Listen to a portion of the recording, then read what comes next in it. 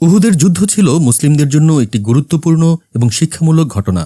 যদিও সাহাবীরা নিজেদের সাধ্যমতো যুদ্ধ করেছিলেন, তবে তারা কিছু ভুল করেছিলেন, যার ফলে যুদ্ধের ফলাফল প্রত্যাশিত ছিল না। আজকের ভিডিওতে আমরা জানব সাহাবীরা কি ভুল করেছিলেন এবং আমাদের জন্য এর মাধ্যমে কি শিক্ষা রয়েছে। উহুদের যুদ্ধ ছিল মক্কার মুশরিকদের বিরুদ্ধে দ্বিতীয় বড় যুদ্ধ।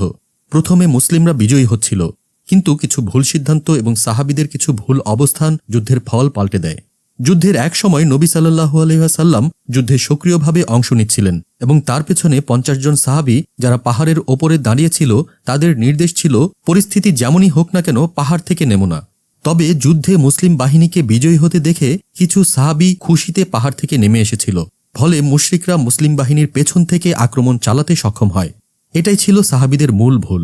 তারা নবী সাল্লাল্লাহু আলাইহি ওয়াসাল্লামের নির্দেশকে উপেক্ষা করেছিলেন এবং এতেই যুদ্ধের ফল পাল্টে যায়। এই ভুল থেকে আমরা অনেক কিছুই শিখতে পারি।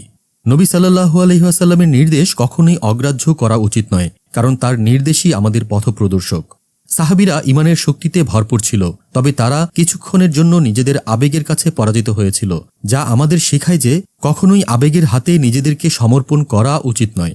সাহাবীরা তাদের ভুল বুঝতে পেরে পুনরায় যুদ্ধে ফিরে এসে দৃঢ়ভাবে লড়াই চালিয়ে গিয়েছিল।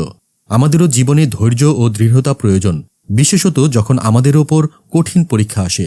এই যুদ্ধে সাহাবীরা একে অপরকে সাহস দিয়েছিল, আর এটা আমাদের শেখায় যে যখন আমাদের চারপাশে বিপদ আসে, আমাদের একে অপরকে সাহায্য করতে হবে। উহুদের যুদ্ধ আমাদের শিখিয়েছে যে আমাদের ঈমানের শক্তি সব সময় অটল থাকা উচিত এবং বিপদের মুখে আমরা কখনো হার মানব না। সাহাবীদের ভুল থেকে আমরা শিখি যে নবী সাল্লাল্লাহু আলাইহি ওয়াসাল্লামের নির্দেশ মেনে চলা এবং আমাদের অবস্থান দৃঢ় রাখা খুবই গুরুত্বপূর্ণ। ভিডিওটি ভালো লাগলে লাইক, কমেন্ট, শেয়ার করতে ভুলবেন না। এমন আরও ইসলামিক ভিডিও পেতে চ্যানেলটি সাবস্ক্রাইব করে আমাদের পাশে থাকুন।